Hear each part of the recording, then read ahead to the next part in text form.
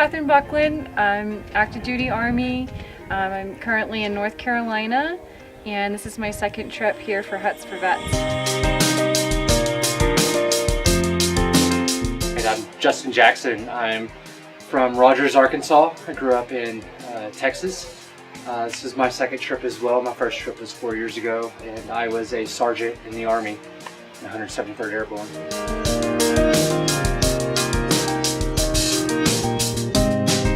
I think we all really gained something out of the first trip that we went on, and by coming back a second time, we're learning a little bit more, learning how to moderate discussions, and also challenging ourselves a bit further with self-reflection and kind of why we're here, what we've gained, and what we can learn from each other.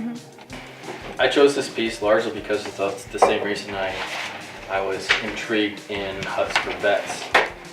The alumni trip has followed essentially the same program that we did on the first one. But this time, we have each chosen a reading. Then we had the opportunity of leading a discussion on our own piece, asking the questions, getting the other veterans around the table to offer their opinions and thoughts on the subject matter. I want to turn the tables just a little bit, because with this reading, the feedback I received, it was a lot more than I thought I would get. It touched a lot of the other veterans. Reading it on my own and then coming into this discussion with moderating was a totally different viewpoint on where it was going. And then without a moment's hesitation, you went into moderating and you brought everyone in. I thought that was terrific. So we have Lee Haffrey on this trip, the alumni 2017, a distinguished moderator, a professor at MIT Sloan Business School, and a moderator for the Aspen Institute.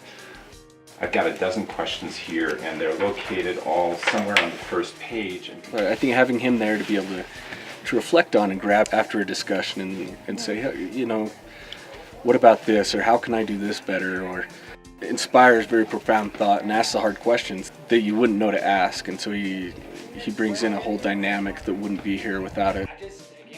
Being introduced to the art of moderation and holding your own feelings about your piece to yourself and seeing how the group discussion comes about really enriches the topic, and I feel like I'm going to leave here knowing at least 5 different viewpoints on the same thing that I would have never thought of having just read the piece to myself normally.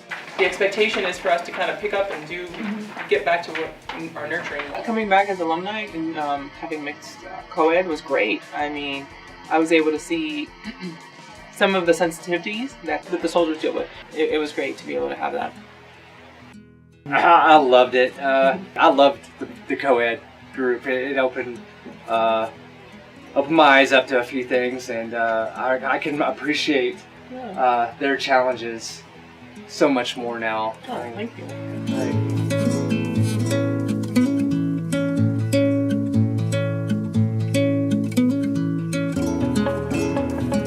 We are here at the Smiling Goat Ranch, and we're doing equine therapy, getting with the horse, becoming one with the horse, feeling its breathing, its heartbeat, and helping to calm down and allow you to open up your mind past all the sensory overload that we typically encounter as former vets. During our art therapy portion, we lead the veterans in meditation on thinking about a symbol that's very meaningful to them, and they become very quietly out of meditation, and in silence they walk up and choose a horse that calls out to them and puts their symbol on the horse.